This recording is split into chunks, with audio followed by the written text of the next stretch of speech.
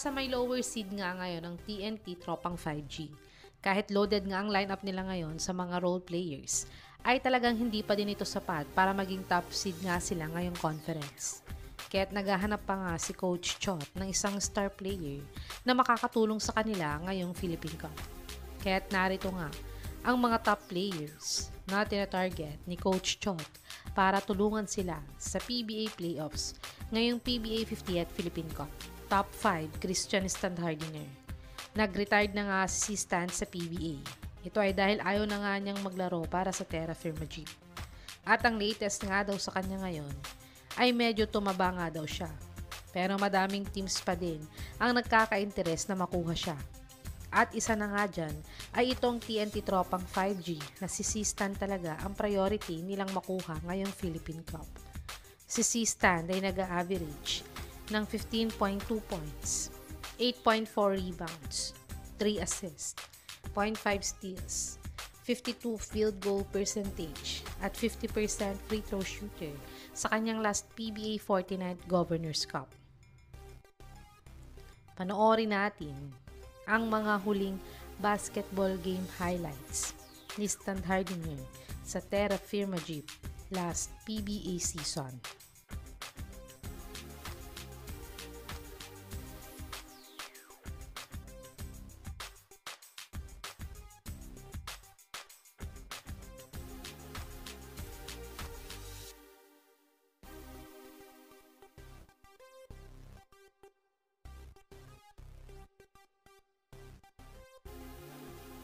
Top 4, Matthew Wright.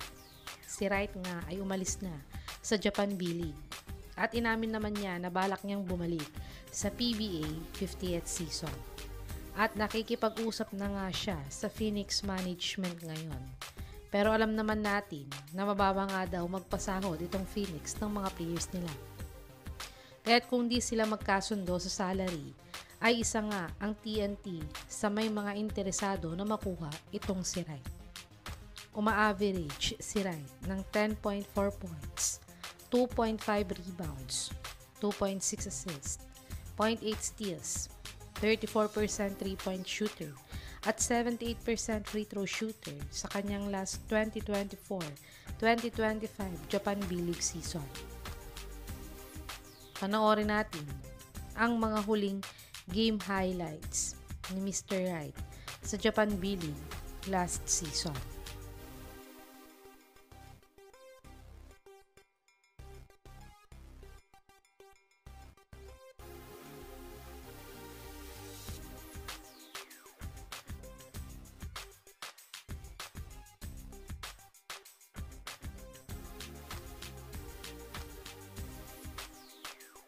Top 3, Christian David. Si David nga ay isa sa mga rising star player ng Blackwater ngayon. At nabigyan na din siya ng extension contract last PBA off-season. Pero nasa may ilalim nga ng standings ang Blackwater ngayon. Kaya't kung nais nga ni David ng team na malilipatan para makapasok sa PBA playoffs, ay isa nga ang TNT sa mga interesado sa kanyang makuha. Si David ay nag-average ng 13.7 points, 7 rebounds, 1.4 assists, 1.3 steals, 26% 3-point shooter, at 87% free throw shooter sa kanyang ongoing PBA 50th Philippine Cup. Panoorin natin ang isa sa mga best game highlights ni David sa Blackwater kung gaano nga ba siya kagaling na player.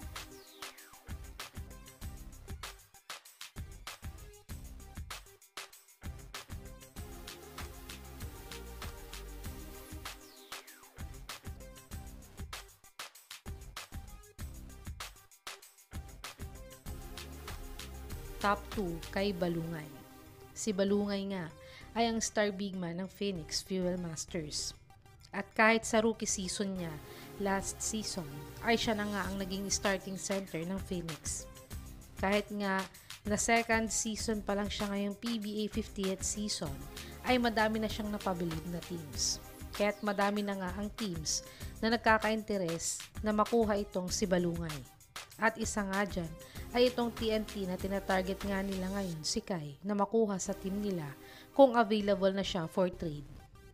Uma-average si Balungay ng 12.8 points, 7.9 rebounds, 1.3 assists, 0.5 steals, 0.4 blocks, 10% 3-point shooter at 70% free throw shooter sa kanyang ongoing PBA 58 Philippine Cup. Panoorin natin ang maikling game highlights ni Kai Balungay sa Phoenix kung gaano nga ba siya kagaling na big man.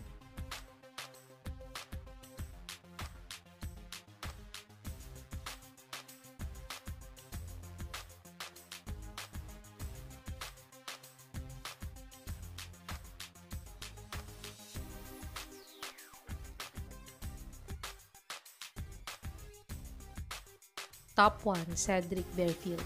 Si Barefield nga ay ang pinaka-star player ng Blackwater Bossing ngayon. Kahit hindi nga siya nanalo ng Rookie of the Year award last PBA season, ay siya pa din ang kinikilalang Rookie of the Year ng ibang fans dahil sa husay na pinakita niya last PBA season. Kahit sophomore pa lang siya ngayon, ay isa na siya sa mga scoring leader ngayon sa PBA. Sayang nga ang talent ni Barefield dahil kahit anong gawin niya nga sa Blackwater, ay hirap nga siyang ipasok sila sa PBA playoffs. Kaya't ayon nga sa source na to, ay binabalak na nga daw i-offer ng TNT ang sharpshooter nilang si Jordan Heading sa Blackwater kapalit ni Cedric Barefield. Uma-average si Barefield ng 22.5 points, 4.2 rebounds, 3.3 assists, 0.7 steals, 36% 3-point shooter at 62% free throw shooter sa kanyang ongoing PBA 58 Philippine Cup. Panoorin natin ang mga best game highlights ni Cedric Barefield sa Blackwater kung magiging fit nga ba siya sa TNT kung makuha nila siya.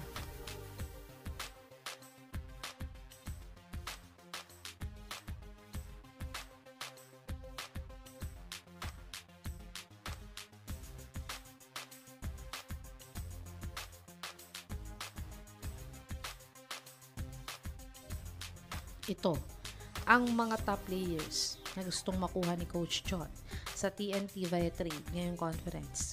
Sa tingin niyo mga kababos, sino sa mga players na to ang dapat makuha ng TNT para tulungan sila sa PBA playoffs?